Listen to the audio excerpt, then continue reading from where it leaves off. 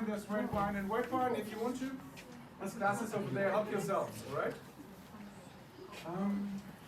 Are we all there? All right. Sandra? Yeah. I'm here. You do the introduction. Oh, this is Raoul. Hello, everybody. So great to have you all here in the Werkbund Forum. We are here as guests with the Urban Commons Lab for the second time, actually. We did an exhibition here in 2020, and now we're back here and without a lot of masks, you know, and still people, and already people coming together, right? Oh, this is a mess. Yes, it's very. Genau, eine Jägerin von Angelika. Genau. Genau, bei ihrem Fallsystem. Genau. Ich habe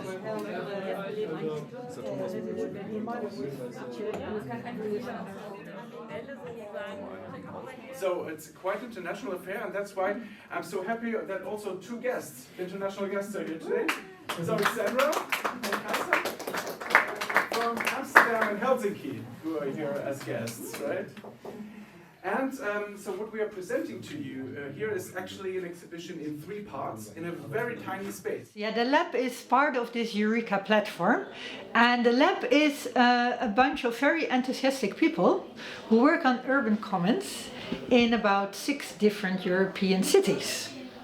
And we try to inspire students, we try to inspire other people in our cities to think about urban commons, but also to work on urban commons. We have just had an opening of an Urban Commons Expo 2022 with international visitors from Amsterdam and Helsinki. Yeah, and we showed all the things we did in 2022, and this was a lot. Yeah. We had our BIB in Helsinki, yeah. and we had our courses here in Germany, and students did really well. They were so happy to present, and they had a lot of discussion. Huh? Yeah, and we heard really good presentations from the students today, this evening. Yeah, it's 3 years ago, and it was a first meeting of the partners of the Allianz that our universities wanted to build up. And it was a question, how can we work together, do teaching, do research together? And so, yeah, the question came up, or the idea came up to talk about urban commons. And the second idea was to take this topic and bring it in each course the participant, the teachers, lecturers has in their own university. And this was the basic to be very interdisciplinary, because each of us comes from another subject, from another focus. And yeah, this was the beginning of interdisciplinary, internationally work. The choice of the topic of urban commons also led how the network was structured and how the whole course structure was set up. It was a group of random people, as Angelika said, and interdisciplinary people from different fields, from arts, from architecture, from social work, from engineering, who came together to work on this common subject. And urban commons is as broad as to incorporate all the different viewpoints and to meet on a common ground that allows us and the students to discuss on one level about relevant topics in urban spaces. And I think we have inspired quite some students so far, so we even have some theses, we have some projects in different cities running. We had a lecture series where quite some people were listening to some commoners. And I hope in the future we will also do some more research together. And yeah, I think we had a summer school even last year in Frankfurt. So we have achieved quite a lot in a few years. I've also got questions here that could be asked. Urban Commons is a concept and it's a practice. So it's about a political action, but it's also about a theoretical approach to how we deal with common resources, the governance of these resources, and how to build them as a community. According to Michael Bauwens, they are shared resources which are produced or created, managed and sustained by a community, a set of people, according to the rules that they have created by themselves. The topic of urban commons is particularly important in the REKA cities because they share common problems and issues, such as how do we create common spaces, how do we create cultural spaces, and how do we co-create gardens, or how can we collectively think about other ways of housing, of living together. And there the processes of commoning are particularly important and offer alternatives of living together as a community in the future.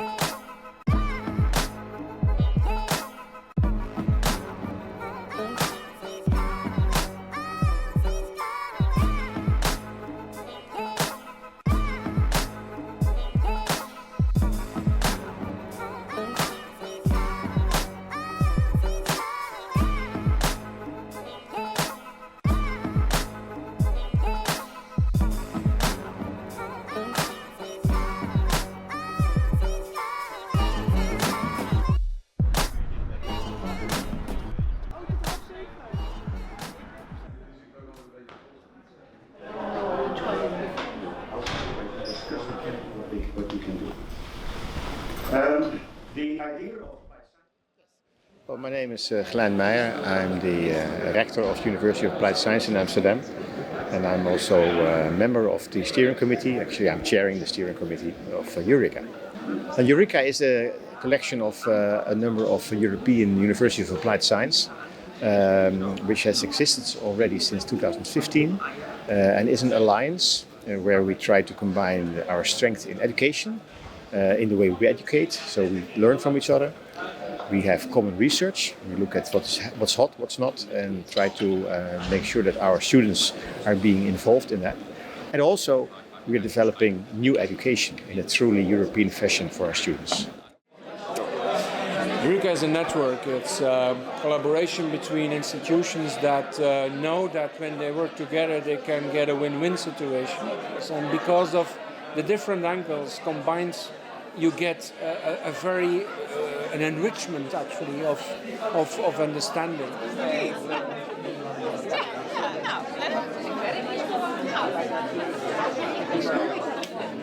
REKA for me means another way for students in Europe to learn new skills, to network with each other, to be able to see how students in different countries in Europe actually get their degrees and really connect with other students all over Europe. That's what REKA means to me.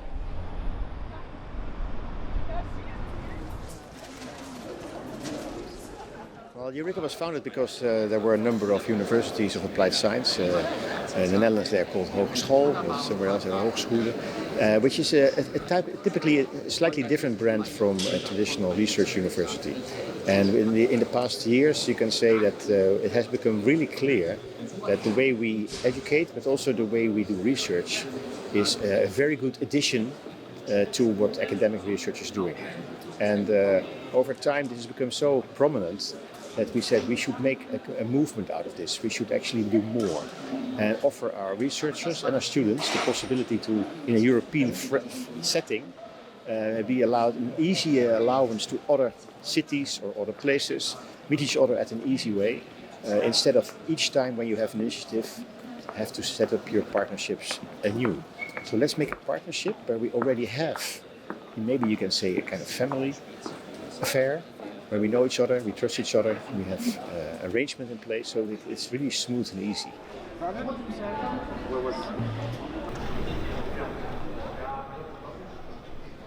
Eureka's logo, right, is connect, shift, connect, make meaningful partnerships, be curious, research,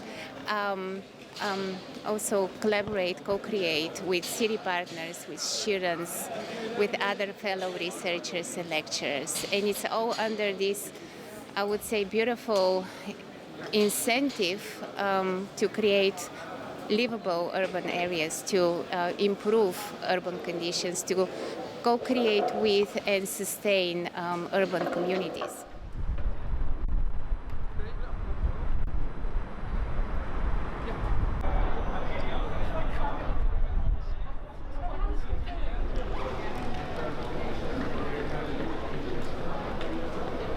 I think the urban commons, the whole commons idea in general, is a very powerful notion, a very powerful concept for tackling a lot of the societal questions we have. So it's about giving ownership to citizens, to people in general, on the common problems they have, and also enabling them then to solve it. So the idea of commons, like a common space, a common place where you all feel responsible for, is crucial. As you think about the climate challenge and the way we should think differently about our energy consumption, it is very important that people feel it really as their problem, and that it's really like not only a common problem, but it's also common solutions. So all the work you do on the commons is, I think, something we're going to benefit from, all of us. Because one student didn't came, yeah, but you had also... We are all students again. What the most important thing are the stakeholders, the commoners. And here you can see also what is essential for commons or urban commons is the quintuple helix model, which means that in order to be successful, commons needs involvement from all of these different instances. And as you can see, the knowledge institutions play a crucial role here. We call ourselves a teaching and research lab. What we do and what our students do is also look into how do those commoning initiatives work in the respective cities. How are they organized? What are their goals? And so on. And the idea is then to produce usually short videos, presentations, posters about that knowledge that was created in the participatory process between students and the initiatives.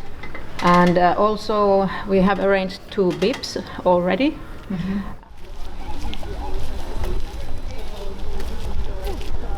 Part of Central Cemetery of Ostrava. The street, Jelova, where a lot of Roma people live, and the houses are quite in bad condition. And yeah, we're trying to find a way to connect the people to each other and give them some hope for a better life, maybe.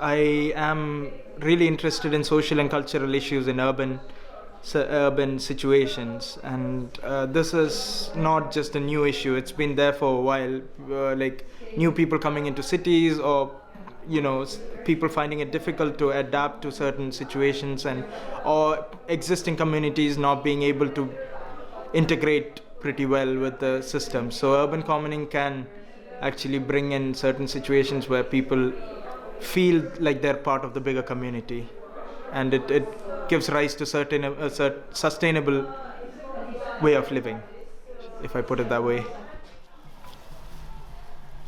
Well, first of all, when I heard it was like a multidisciplinary team work, I wasn't sure about it, because I mean, I'm an architect, and I'm always surrounded with only architects or like civil engineers. So, but at the same time, it was interesting to know the output of other people.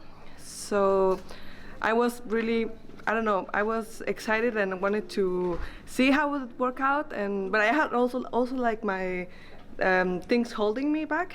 But at the end, I think it was like a super experience, and I would, if I have the opportunity, I would do it again. Like, I really recommend the VIP program. It's like a really nice idea, and it just connect people and have that network with other professionals, and like people are all around the world, like looking for an urban common and just having fun while doing it. I think it's just a great idea.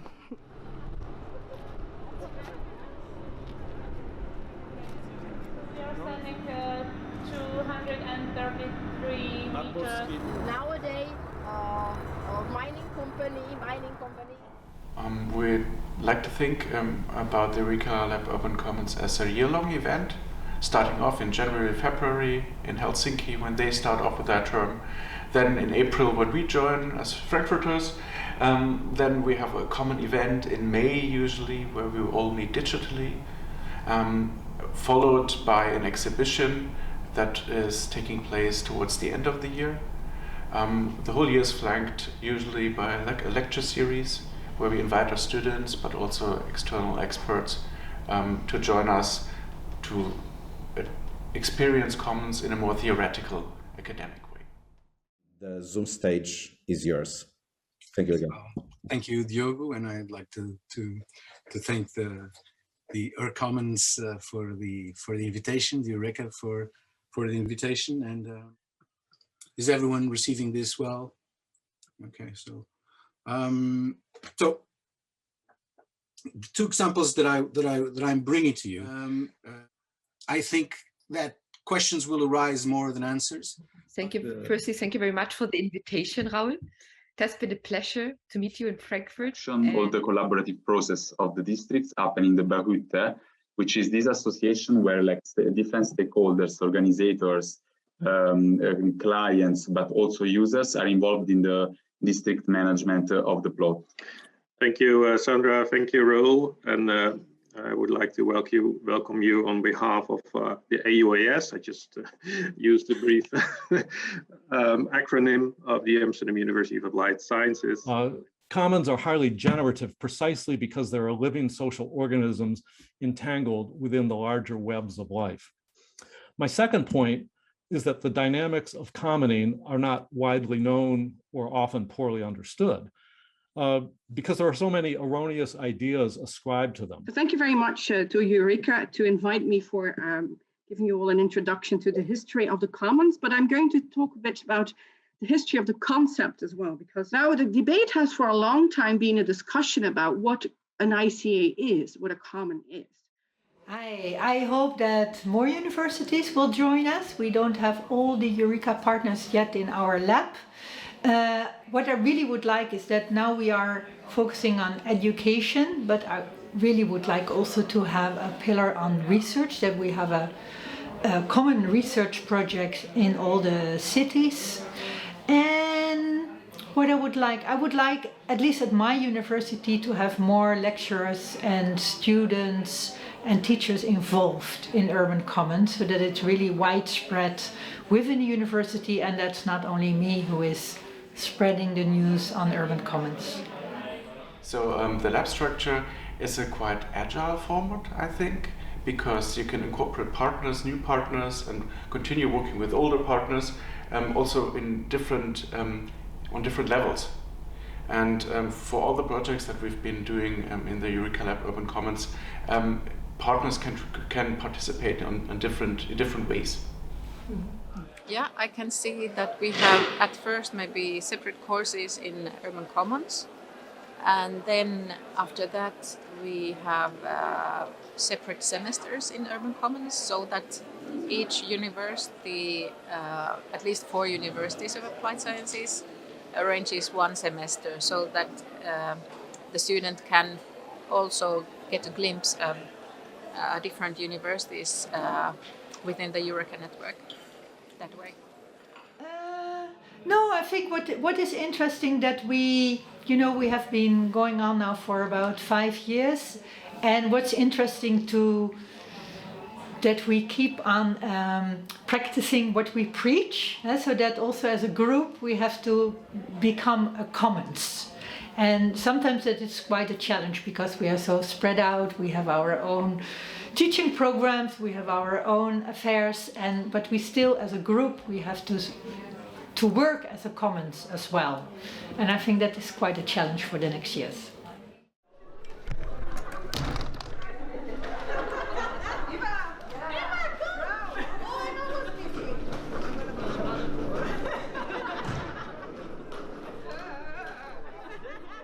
We can ask these guys.